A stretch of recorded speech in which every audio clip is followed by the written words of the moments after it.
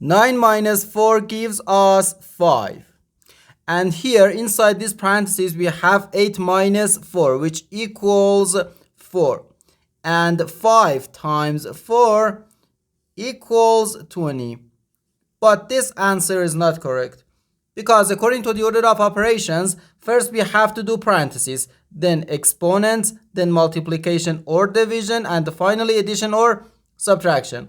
Remember that multiplication and division have equal priority and we have to work from left to right. And the same applies to addition and subtraction. In this expression, we have one subtraction, one multiplication, and one parenthesis. Inside this parenthesis, we have one subtraction. Okay, here we have a multiplication, because in mathematics, when a number is placed next to parentheses, it means multiplication, and we usually don't write the multiplication sign for brevity. Okay, so according to the PEMDAS, first we have to do this parenthesis, then this multiplication, and finally this subtraction.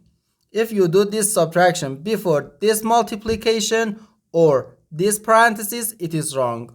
Okay?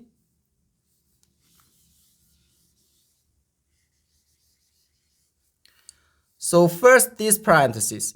Inside this parenthesis we have 8 minus 4, which equals 4.